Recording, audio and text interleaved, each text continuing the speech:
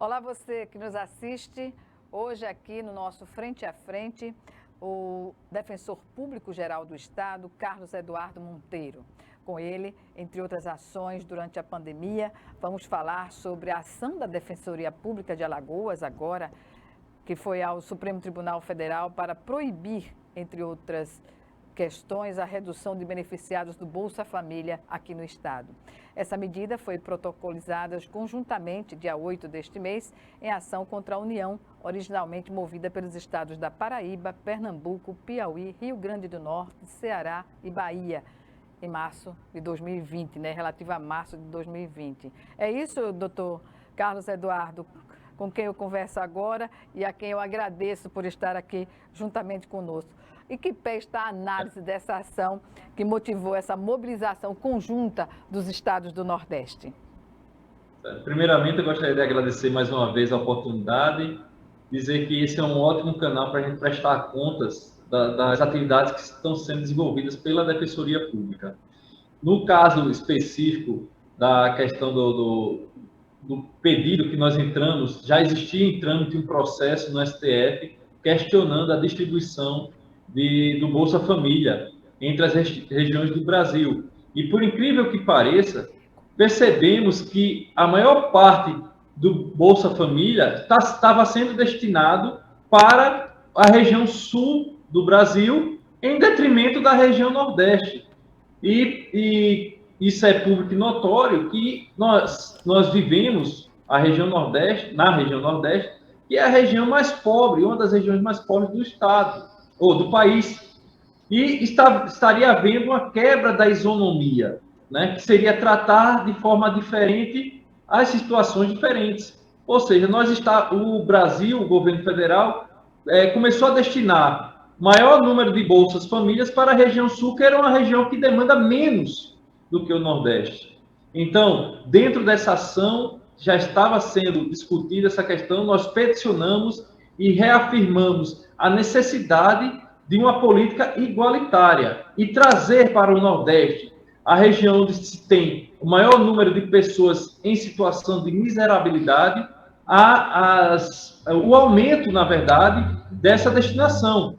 O governo federal diminuiu, prevendo já para o ano 2019, a diminuição da destinação dessas bolsas famílias para o Nordeste, o que entendemos ser muito injusto e inclusive inconstitucional, pela quebra do princípio da isonomia. Então, peticionamos junto ao STF, querendo que a União reveja essa política de bolsa assistencialista e considere que o nosso estado, ou que o nosso Nordeste, que nossa região, do qual faz parte o estado de Alagoas, seja destinatário preferencial dessa política pública.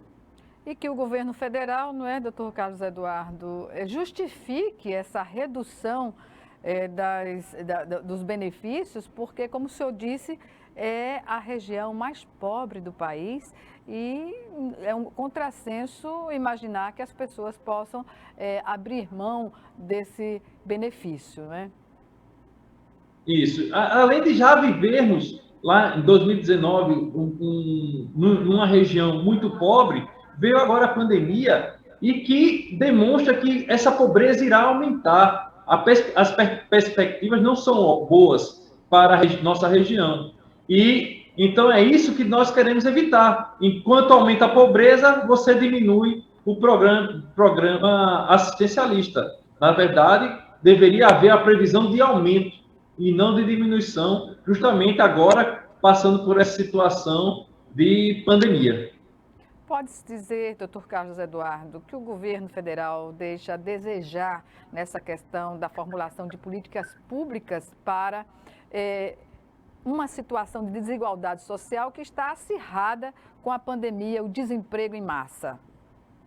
Sim, essa questão do assistencialismo tem que vir independente de bandeira política. Né? Não adianta estar com essa política de Estado mínimo quando nós vivemos num país extremamente pobre, em que a maioria é pobre. O estado de Alagoas, 90% da população são usuários do SUS, e por isso potenciais assistidos da Defensoria Pública. Então, independente da bandeira política que o presidente da República carrega ou o governador de estado defenda, nós temos que olhar para a sociedade, para a comunidade carente. E você fazendo, quando você, em nome de uma bandeira ideológica, você deixa de fazer essas políticas públicas, você prejudica diretamente a sociedade, a comunidade mais pobre. Né? Então, o que nós rogamos é que não exista ideologia quando se tratar de políticas públicas. Nós temos que ver a realidade social, que a região Nordeste é a região mais pobre do país, e assim ser considerado no momento da realização das políticas públicas. Pois é, e há já um prazo para definição sobre essa petição? A decisão já está nas mãos do STF, né? Uhum. Nós rogamos para que seja pautado quanto antes, porque, como eu falei agora há pouco, fome não pode esperar, a pobreza não pode esperar e a pobreza há de aumentar em razão da pandemia. Então, essa situação é urgente, né? Temos que garantir à população mais pobre essa assistência, porque é uma questão de sobrevivência. De sobrevivência, né? Muitas famílias hoje sobrevivem com o auxílio que é dado com o nome de Bolsa Família. Certamente. Doutor, como o senhor falou no atendimento, como a gente pode, digamos assim, concluir sobre o atendimento da Defensoria Pública aqui no estado de Alagoas, sobretudo nesse momento, já no segundo ano da pandemia da Covid-19?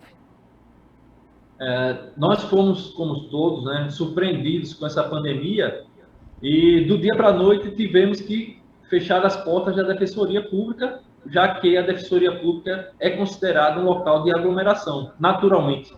Né? Nós recebíamos aqui, pelo menos na sede da Defensoria Pública, mais de 200 pessoas por dia. E prontamente nós nos reunimos e conseguimos desenvolver um atendimento remoto.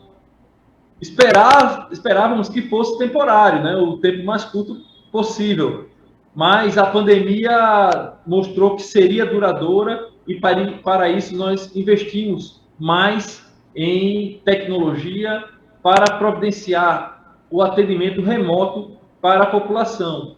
E percebemos que, a partir do momento que colocamos à disposição, que é um sucesso o atendimento remoto. E tentaremos mantê-lo mesmo posteriormente à pandemia. E isso fez com que o nosso atendimento crescesse mais de 4 vezes. Até porque o atendimento remoto trouxe mais comodidade para a população. Nossos assistidos não precisam mais se deslocar para a Defensoria Pública para ser atendido. Tudo hoje pode ser feito pelo meio remoto, que é através dos números de WhatsApp que colocamos à disposição da população. Gostaria já de aproveitar e dizer que esses números podem ser encontrados no nosso site. Né? Lá tem por área, por município. Então, todo cidadão que precisar de um atendimento da Defensoria Pública, lá no nosso site ele encontrará o número ao qual ele deve o número que ele deve entrar em contato. Além de ter o canal, que é o telefone 129. Esse atende toda a população e por ali nós podemos fazer uma triagem, né, e orientar o cidadão a procurar os números específicos. Então, está sendo um sucesso o atendimento remoto. Para vocês terem uma ideia, só durante esse ano de pandemia, nós realizamos mais de 200 mil atendimentos só na área civil. Então, isso mostra o êxito desse atendimento, que a população está tendo esse acesso. Nós adquirimos vários telefones, smartphones, só para esse atendimento e percebemos o êxito desse novo programa, se é assim que a gente pode dizer. Êxito é consequência da credibilidade do trabalho que é feito pela Defensoria. É bom registrar, não é? Porque quem procura a defensoria é a pessoa que não tem as condições de contratar um advogado, os serviços advocatícios. Então, o Estado promove essa condição para as pessoas que não têm como viabilizar a contratação de um advogado. Mas eu pergunto, ainda assim, há pessoas que desconhecem o trabalho da defensoria? Qual é a percepção que o senhor tem sobre essa questão? Sim, Gorete. Infelizmente, ainda há muitas pessoas que não têm acesso, né, nem à informação, né, e reconhecemos que não chegamos a toda a população, chegamos à grande maioria. Mas essa busca nossa não se encerra, né? Nós estamos numa fase difícil para ir atrás desse público que ainda não tem acesso à defensoria pública. Para isso, nós desenvolvemos 2 programas que aqui em Maceió, chama Defensoria nas Bases Comunitárias. Então, uma parceria com a Polícia Militar do Estado, nós vamos às bases comunitárias e localizadas nos bairros mais carentes, como Vergel do Lago, como Benedito Bentes, Carminha. Então, nós desenvolvemos esse programa e chegando. Veio a pandemia, atrapalhou um pouco, mas retomaremos essa campanha assim que for possível. No interior, nós temos o Expresso da Cidadania. Também, assim como na base comunitária, nós vamos aos lugares mais longínquos do estado de Alagoas. E chegando lá, colocamos toda uma estrutura de atendimento, com um caminhão, com ônibus que são reformados para servirem de escritórios ambulantes. Então, por meio deles, nós chegamos a essa população que ainda desconhece o trabalho da Defensoria Pública. Mas sempre tendo em vista, sempre com o objetivo de fazer a diferença. Então, o que nós buscamos aqui na Defensoria Pública diariamente não é só prestar um serviço público, é quebrar aquele paradigma de que serviço público é feito de qualquer forma, que serviço público não presta. Pelo contrário, nós buscamos sempre um serviço público de excelência, para que o cidadão saia daqui satisfeito com os nossos serviços. Isso nos credencia aí à Assembleia Legislativa, aí ao governador do Estado, solicitar investimentos para a Defensoria Pública. Então, e acredito que hoje nós temos essas credenciais e vamos à luta sempre com o objetivo de melhorar e dar um serviço de qualidade para a população. Esse é hoje, Gorete, mesmo que de forma remota, é o nosso maior objetivo. Chegar na população e chegar com uma atividade que busca excelência. Não vou dizer que nós temos excelência, temos algumas falhas ainda, mas a busca sempre é da excelência. Prestar um serviço de qualidade para aquele povo que já busca a Defensoria Pública no seu momento mais fragilizado. Ou seja, quando já tem um problema, seja ele na área criminal, seja na área civil, na área de família. Então, nós estamos tratando com o cidadão no seu momento de maior fragilidade. E por isso, buscamos a qualidade no nosso atendimento para que ele se sinta confortável, que ele se sinta que sua demanda está sendo atendida e que se sinta que estamos dando realmente atenção e damos realmente a atenção devida a todos os problemas que nos são trazidos aqui na Defensoria Pública. Pois bem, vamos chamar agora o nosso primeiro intervalo e o Frente a Frente volta em 1 minuto, doutor Carlos Eduardo. Até já.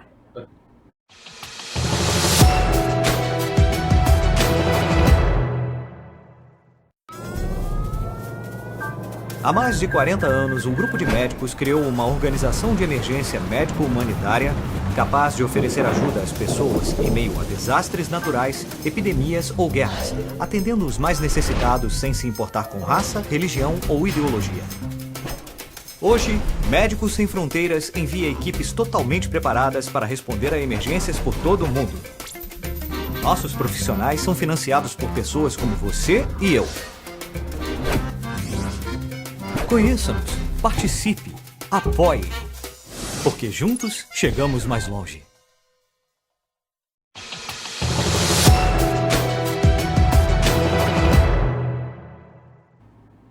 Estamos de volta com o Frente a Frente, que hoje recebe o Defensor Público-Geral do Estado, doutor Carlos Eduardo Monteiro. Doutor Carlos, o senhor falou no final do bloco anterior sobre a importância e a necessidade, não é, que se tem de mostrar um trabalho comprometido e movido pela excelência na Defensoria Pública. Eu lhe pergunto, como os servidores públicos veem tentativas de tornar o Estado mínimo, inclusive nessas áreas?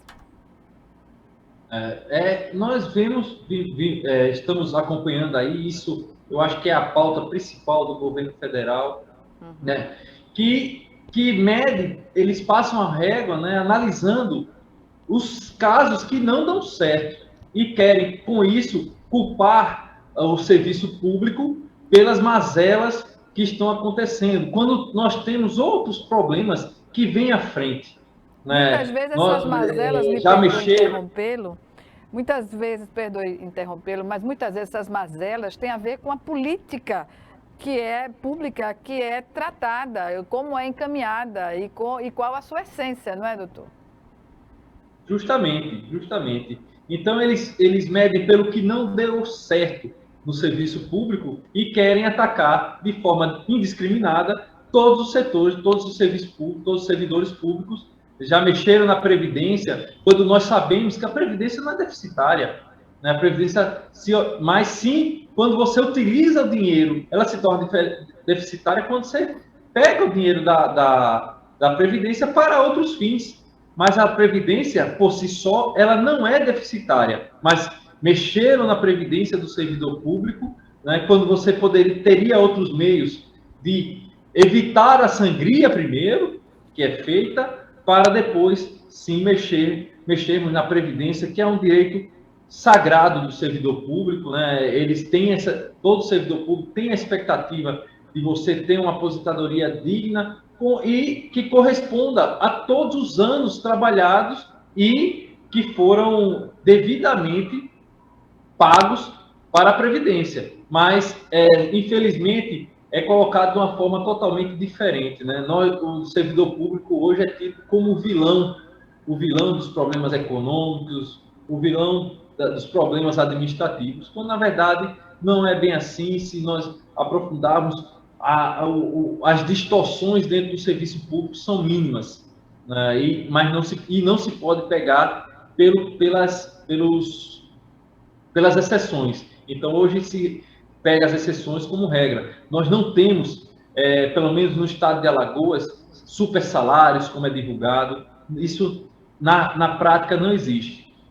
O que existe são muitos servidores públicos comprometidos com o serviço, e posso falar pela Defensoria Pública. Além dos defensores, nós temos um quadro de servidores aqui muito comprometidos e que, como falei anteriormente, que buscam, sim, um trabalho de excelência. O objetivo maior é sempre prestar um serviço público de qualidade. Pois é. Foi aprovado recentemente na Assembleia Legislativa um projeto que qualifica, digamos, como se diz, os defensores que trabalham no período de férias, né? Como o senhor vê essa questão do ponto de vista da operacionalidade do trabalho na Defensoria Pública? Isso. Recentemente nós contamos com o apoio da Assembleia Legislativa para aprovar um projeto que, na verdade, a gente traz uma verdadeira economicidade para o Estado. A partir do momento em que é proposto a compra das férias, né, a indenização por férias, nós teremos defensores num maior número de tempo nas comarcas que são tão carentes de defensores públicos. Né? Sabemos que, no momento, o Estado não conseguirá fazer concurso público para defensor público, então isso é uma forma de minimizar a necessidade de novos defensores. Nós propusemos isso, o projeto está com o Poder Executivo para sanção ou veto, mas dentro da Assembleia Legislativa nós tivemos apoio da grande maioria dos deputados, que passaram de forma majoritária do nosso projeto e sempre somos muito bem acolhidos pela Assembleia Legislativa. Os deputados que compõem essa legislatura sabem da necessidade da Defensoria Pública para a população, que é, de forma majoritária também, pobres, considerados pobres, são potenciais assistir da Defensoria Pública, são usuários do programa do SUS. Então, os deputados têm essa sensibilidade e, por isso, conseguiu aprovar aí sem maiores discussões, reconhecendo realmente essa necessidade de ampliarmos o serviço público. O projeto visa ampliar o serviço. Nós não estamos criando remuneração sem a contraprestação. Nós remuneramos se houver a necessidade do defensor não tirar férias em determinadas comarcas, e para isso, qualquer serviço extraordinário você tem que remunerar. E isso é o prisma pelo qual se deve ser visto e traz, com toda certeza, economicidade para o Estado. Bem, a pandemia atrapalhou e ainda atrapalha várias ações, né, que podem ser diversificadas no atendimento da Defensoria. Na questão da interiorização, qual é o projeto que se tem para dar acesso a todas as regiões do Estado? Desde 2018, com a chegada de 15 novos defensores, nós conseguimos atingir todas as comarcas do Estado de Alagoas. Isso é um projeto ambicioso, cada defensor acumula 2 comarcas, e com isso nós conseguimos chegar a todas as comarcas, cumprindo uma emenda constitucional que foi aprovada ainda em 2015, uma emenda constitucional que obriga ainda os estados, até em 2022, chegar a todas as comarcas. Nós fomos vanguardistas e hoje nós e mais 8 estados do Brasil possuem defensor em cada comarca do estado. Então, isso também é uma realização. Com isso, nós tivemos exemplos excelentes da atuação de defensores. Recentemente, na comarca de Batalha, na região do Sertão, nós conseguimos mediar uma situação entre a Casal e a Equatorial, e assim conseguimos abastecer os municípios. Nós tínhamos ali um problema de décadas de desabastecimento, e graças à chegada de um defensor naquela região, pôde verificar com a população quais eram as demandas existentes, as demandas locais existentes, e atuar. E hoje nós conseguimos fazer o aumento do fornecimento de água, acabando com um problema de décadas de desabastecimento de vários municípios da região do Sertão de Alagoas. Pois é, um assunto que foi pauta constante nas sessões da Assembleia Legislativa. Nesse sentido, o senhor acredita que foi cumprido esse papel, tanto do Legislativo quanto do Governo do Estado, por meio da Defensoria, para resolver? É um assunto que está literalmente resolvido, essa questão do abastecimento, tanto de água quanto de energia na região do Sertão? Eu posso dizer que essa mediação que fizemos resolveu parcialmente. Né? As tratativas ainda não acabaram.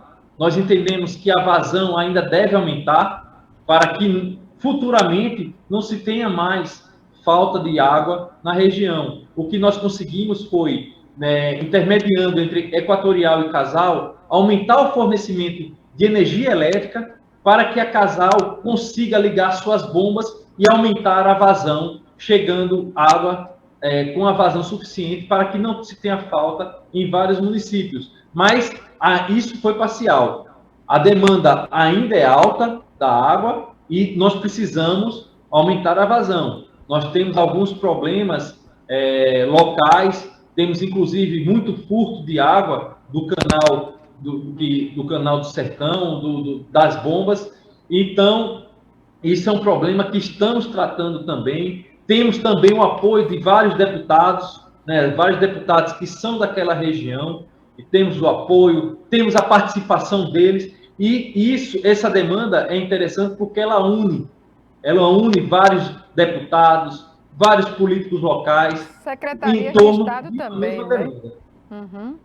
Como Secretaria de Infraestrutura. Envolve também secretarias de Estado como a de Infraestrutura. É uma questão também de saúde pública, porque falta água no momento de pandemia, justamente abrir as portas para o coronavírus, né?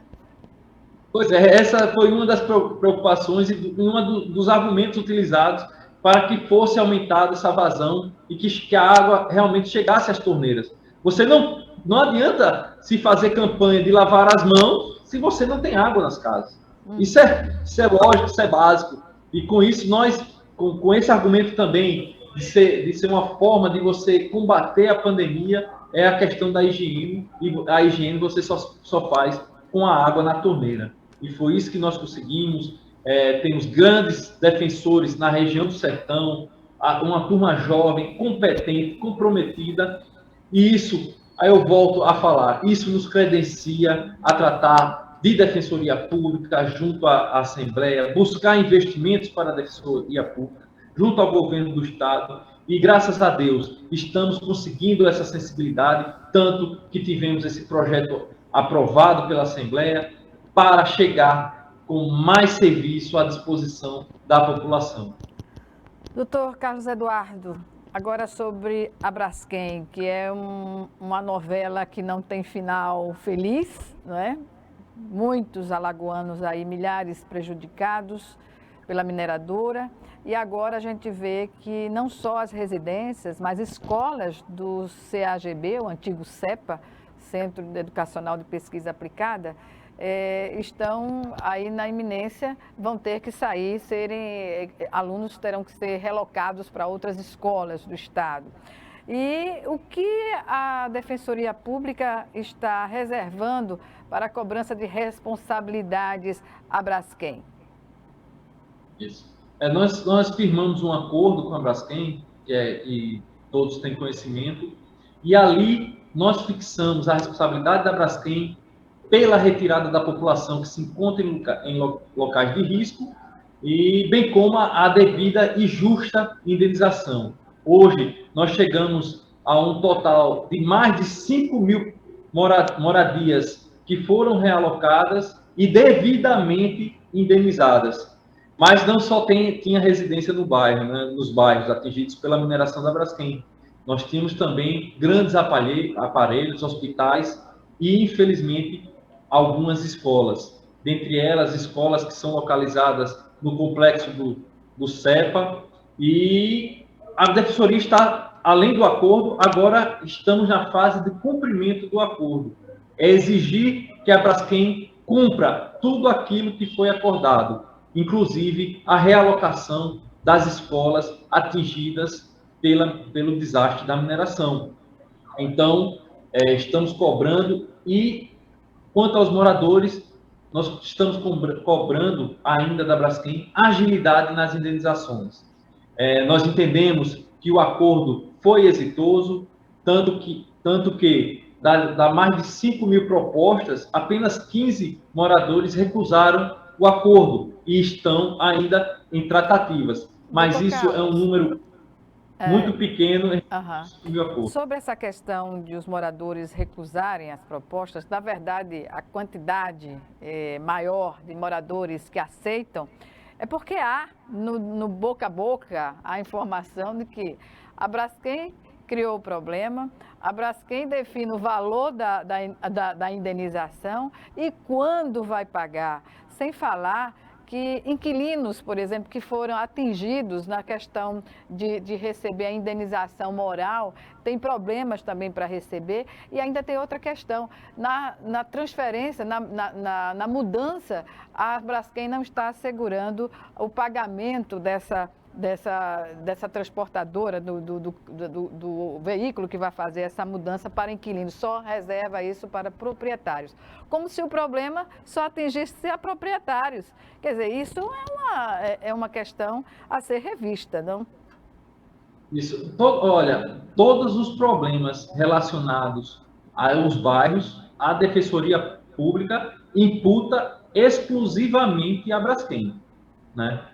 Tanto que, desde o primeiro momento em que nós tivemos indicativos, indícios de que a causadora era a Braskem, foi contra ela que nós propusemos todas as ações. Mas o universo é muito grande e outra coisa, ele é dinâmico. No acordo, nós estabelecemos uma forma de um piso, não piso em valores, mas uma forma de garantir, já que as pessoas têm que sair de seus imóveis, que elas saiam sem nenhum custo a mais. Sem nenhum custo a mais. E se tiver um custo, que a Braskem que arque. Tanto é que cobramos a questão da realocação, colocamos em contrato que a Braskem disponibiliza a mudança, e inclusive isso é importante, Gorete, que em situações de descumprimento, que seja informado a Defensoria Pública ou qualquer outro órgão que integra a força-tarefa, para que possamos tratar. O tratamento agora será individual. Nesses casos de problema com aluguel social, com descumprimento da Braskem, quanto ao pagamento e deslocamento, tem que ser provocado a Defensoria Pública.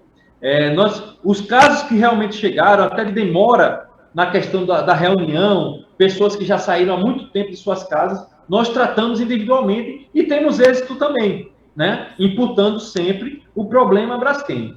Então, nós conseguimos agora resolver.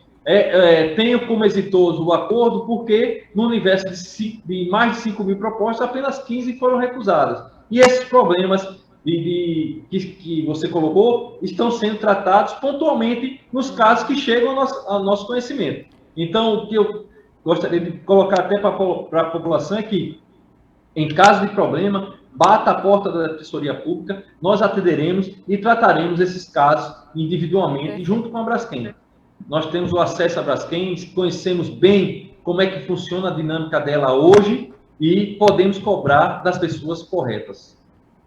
É isso.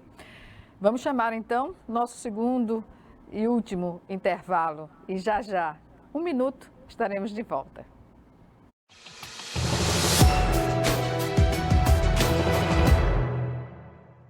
Doar sangue é seguro e não dói. O Hemocentro de Alagoas utiliza a mais alta tecnologia para fazer a coleta de sangue. Para doar sangue, é necessário ter mais de 18 anos, pesar mais de 50 quilos e apresentar um documento de identificação com foto. O doador não pode ter contraído doenças como a hepatite, sífilis, AIDS e doença de Chagas. Mais informações é só ligar 3315 2106. O Hemocentro de Alagoas precisa de você.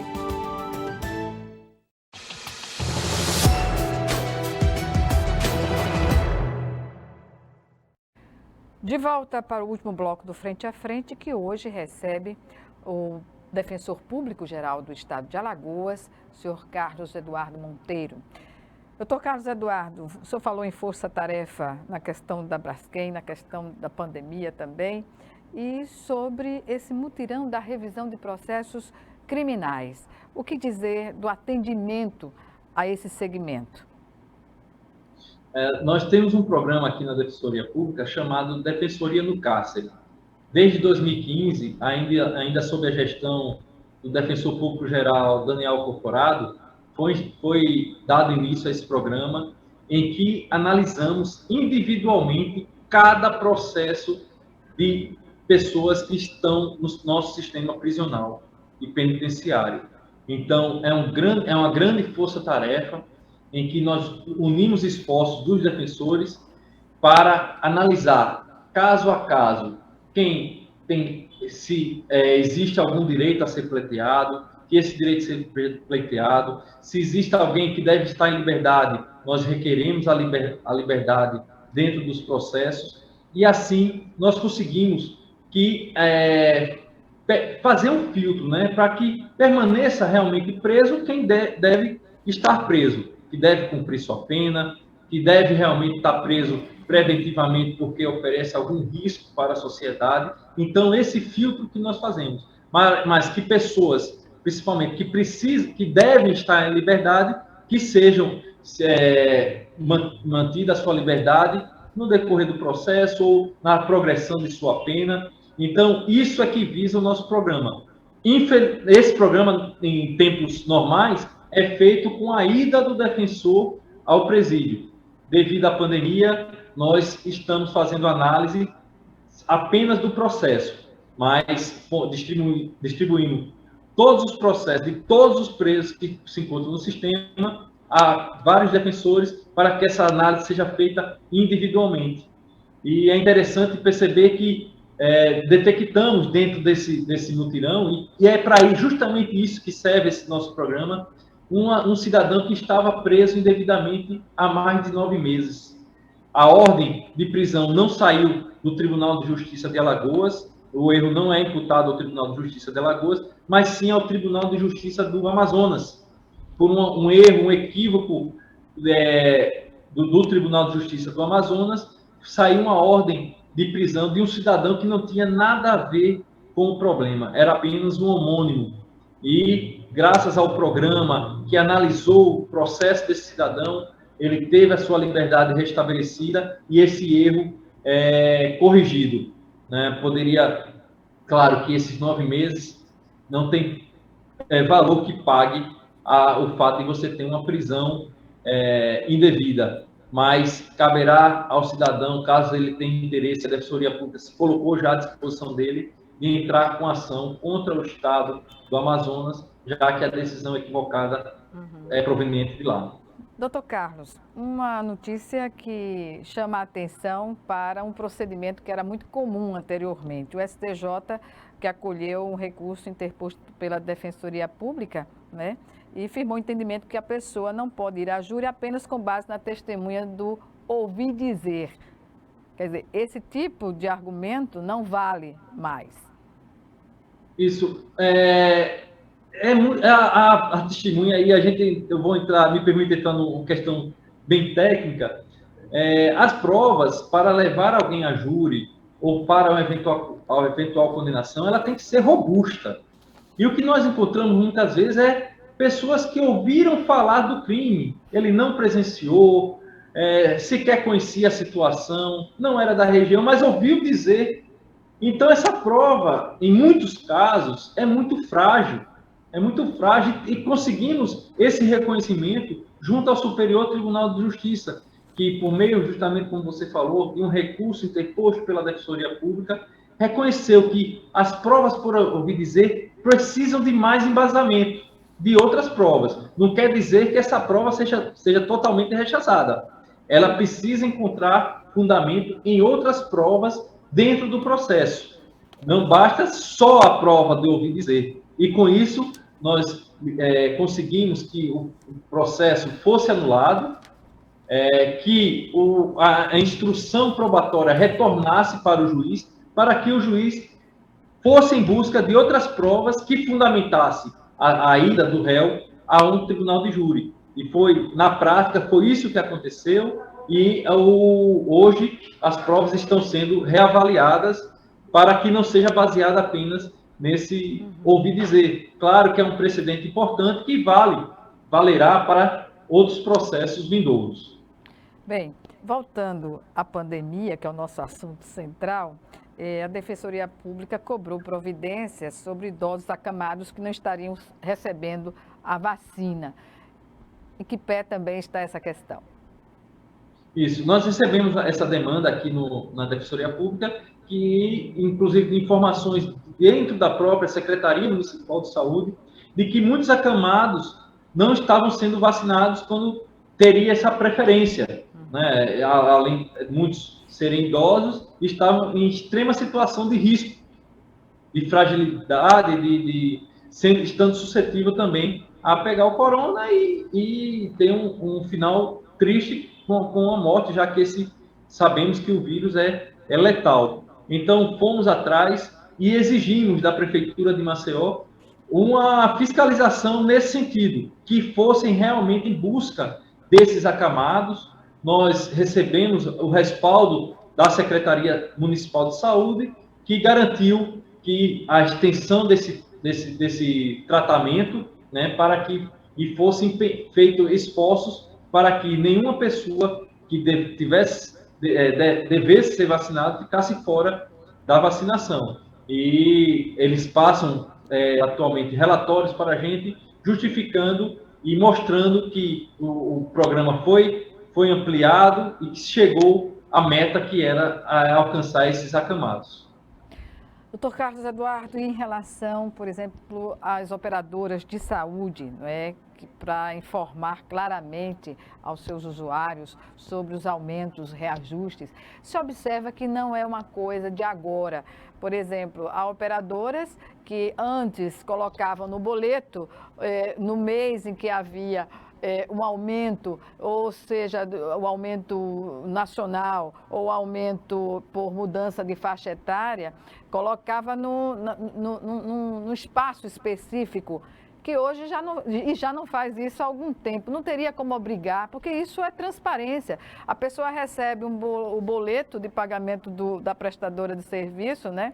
E dos planos de saúde, e verifica, aumentou, mas não se explica por que do aumento. Isso não pode ser exigido das operadoras de planos de saúde? Pode sim, e eu posso lhe garantir que no nosso núcleo do consumidor, o nosso maior freguês, se a gente pode ser dito, são as operadoras de plano de saúde. E um dos princípios basilares da relação de consumo, que é a relação estabelecida entre plano de saúde e seu cliente, é o princípio da informação. Isso é um princípio básico. Então, tem que ser dada a informação ao cliente, ao consumidor, de que haverá o reajuste.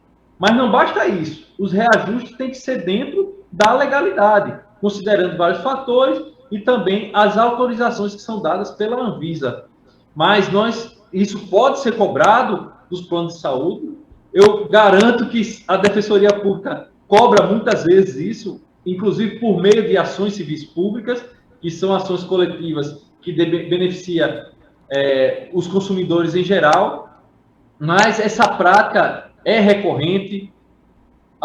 Os planos de saúde sempre forçam a barra, né, sempre colocam alguma coisinha, alguma pegadinha ali nos contratos, mas a Defensoria Pública está atenta. Tanto que, para isso, nós temos um núcleo específico, que é o nosso núcleo do consumidor, que atende só demanda do consumidor.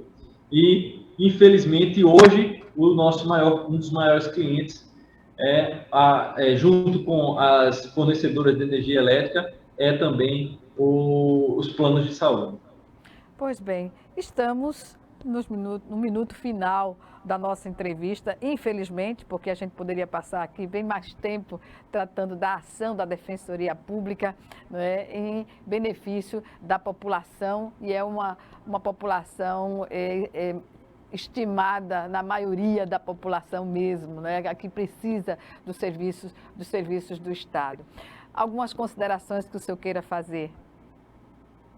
Gostaria de, por fim, finalizar, Gorete, dizendo ainda que o Estado, que a Defensoria Pública é um órgão previsto constitucionalmente e que traz muita economicidade para o Estado. Veja, o Estado tem a obrigação de prestar assistência jurídica para a população carente. E o órgão que tem atribuição constitucional para isso é a Defensoria Pública. E se nós colocarmos no papel o orçamento que é gasto pela Defensoria Pública e o serviço que é prestado, nós perceberemos que isso traz uma grande economia para o Estado, para o gestor estadual e também traz um serviço efetivo. Nós garantimos a defesa no judiciário de forma efetiva e, como falei durante toda a entrevista, buscando aquela excelência que é o alvo. Quando nós focamos na excelência, no meio do caminho nós já estaremos desenvolvendo um bom trabalho para a população. Então, dizer também para a população que bata a nossa porta, que ela sempre estará aberta para as demandas, as mais diversas demandas, seja na família, seja consumidor, seja na tutela coletiva, nós estaremos aqui de prontidão para atender a população. Bem, muito obrigada por sua participação aqui no programa e até uma próxima oportunidade. Até lá. Obrigado, estou sempre à disposição. Obrigada. Obrigada a você também que nos assistiu e até o nosso próximo encontro, aqui, frente a frente, também com você.